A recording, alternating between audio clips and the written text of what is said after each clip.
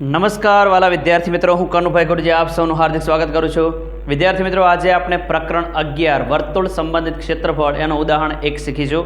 સૌપ્રથમ એની રકમનો અભ્યાસ કરીએ. 4 સેમી ત્રિજ્યાવાળા અને કેન્દ્ર આગળ 30 અંશનો ખૂણો બનાવતા વર્તુળના વૃત્તાંશનું ક્ષેત્રફળ શોધો. ગુરુ વૃત્તાંશનું ક્ષેત્રફળ પણ શોધો. પાઈ બરાબર 3.14 લો. બરાબર, અહીંયા આપણે એના એક 4 સેમી ત્રિજ્યાવાળું એક વર્તુળ આપેલું છે. એની અંદર અહીંયા OAPB આવું એક લઘુ વૃત્તાંશ આપેલું છે. એનું ક્ષેત્રફળ શોધવાનું છે. સાથે સાથે ઉપરનો જે કોરો ભાગ દેખાય છે ગુરુ વૃત્તાંશ છે, એનું ક્ષેત્રફળ પણ શોધવાનું છે. સૌપ્રથમ આપણે અહીંયા લઘુ વૃત્તાંશના ક્ષેત્રફળનું સૂત્ર મૂકી એની અંદર કિંમતો મૂકશું, સાદું રૂપ આપશું એટલે લઘુ વૃત્તાંશનું ક્ષેત્રફળ મળશે. અને પછી સમગ્ર વર્તુળના ક્ષેત્રફળમાંથી આ લઘુ વૃત્તાંશનું ક્ષેત્રફળ આટલું બાદ કરી દઈશું એટલે આપણને ગુરુ વૃત્તાંશનું ક્ષેત્રફળ મળી જશે. બરાબર છે. તો સૌપ્રથમ આની અંદર જે વિગતો આપી છે લખી દઈએ. આપણને ત્રિજ્યા R બરાબર 4 સેમી આપેલા છે. પછી થીટા આપણને 30 અંશ આપેલા છે. પહેલાં લઘુ વૃત્તાંશનું ક્ષેત્રફળ શોધી દઈએ. અહીંયા વૃત્તાંશનું એટલે આપણે લઘુ વૃત્તાંશ સમજી લેવાનું છે. બરાબર, રકમની અંદર વૃત્તાંશનું ક્ષેત્રફળ શોધો એવું કહ્યું હોય ત્યારે લઘુ વૃત્તાંશ સમજી લેવાનું. વૃત્તખંડનું ક્ષેત્રફળ શોધો એવું કહ્યું હોય ત્યારે લઘુ વૃત્તખંડ સમજી લેવાનું. બરાબર, લઘુ વૃત્તાંશનું ક્ષેત્રફળ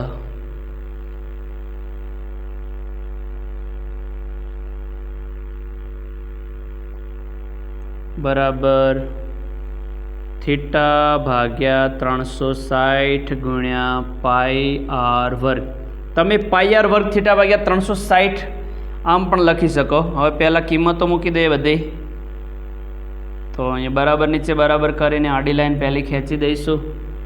થીટાની જગ્યાએ 30 અંશ છેદમાં 360. પાઈની કિંમત આપણી પાસે 3.14 છે જે રકમમાં આપેલી છે, તો એમને એમ લખી દઈએ 3.14. આર છે 4 છે અને 2 વાર લખી દઈએ 4 ગુણ્યા 4.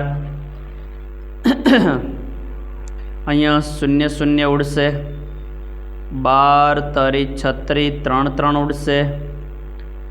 4 તરી 12. અહીંયા 4 4 ઉડી જશે. બરાબર, હવે અંશ અંશનો ગુણાકાર કરી દઈએ.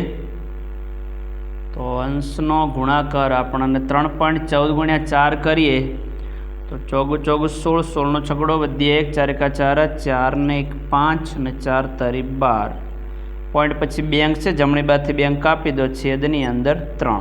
બરાબર છે. હવે 12.56 ને આપણે 3 વડે ભાગીએ તો આપણે 4.186 આ રીતનું મળે છે. મેં ભાગાકાર પહેલથી કરીને રાખ્યું છે, આપણો સમય બચે એટલા માટે. હવે જો પાછળ 8ની પાછળનો અંક 6 છે, આપણે પોઈન્ટ પછી 2 જ અંકો રાખવા છે, તો પાછળનો અંક 5 કે 5 કરતો મોટો હોય તો એને દૂર કરીને આગળના અંકમાં 1 ઉમેરવાના. તો અહીંયા 4.19 આપણને મળશે. 4.19 એકમ સેમી છે અને ક્ષેત્રફળ છે એટલે એકમ સેમી વર્ગ આવશે. પણ અહીંયા કૌંસમાં લખીશું આશરે. બરાબર, 4.19 સેમી વર્ગ મળશે. બરાબર, હવે આપણે અહીંયા ગુરુ વૃત્તાંશનું ક્ષેત્રફળ શોધવું છે. તો જ્યાં લઘુ વૃત્તાંશનું ક્ષેત્રફળ મળ્યું છે અને વર્તુળના ક્ષેત્રફળમાંથી બાદ કરી દઈશું. તો ગુરુ વૃત્તાંશનું ક્ષેત્રફળ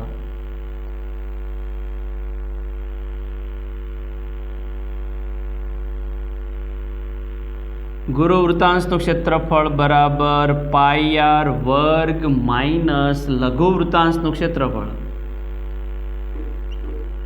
લઘુ વૃત્તાંશનું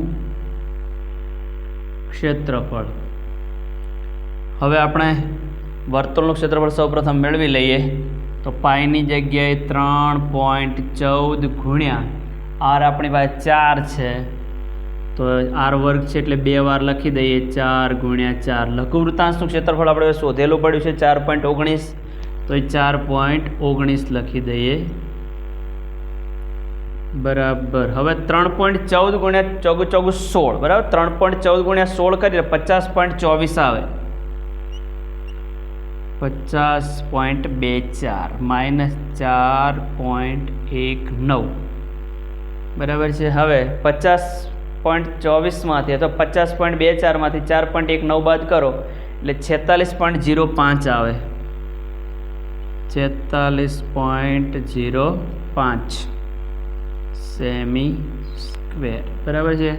તો આ રીતે સરળતાથી આ જે ઉદાહરણ છે એને ગણી શકાય. વિદ્યાર્થી મિત્રો, આ પ્રકારનું પ્લેલિસ્ટ બનાવેલું છે જેની અંદર સ્વાધ્યાયના તમામ દાખલા મૂકેલા છે, થિયરી મૂકેલી છે, સૂત્રો બધાય. તો એને જોઈને શીખવાનો પ્રયત્ન કરજો. સ્વાધ્યાયનો એક દાખલો મૂકેલો છે આપણે, તો એને જોઈને શીખવાનો પ્રયત્ન કરજો. અને વિદ્યાર્થી મિત્રો, હજુ તમે મારી ચેનલને સબસ્ક્રાઈબ ના કરી હોય તો સબસ્ક્રાઈબ કરી દેજો. Thank you very much. ખૂબ ખૂબ ધન્યવાદ. જય મા સરસ્વતી.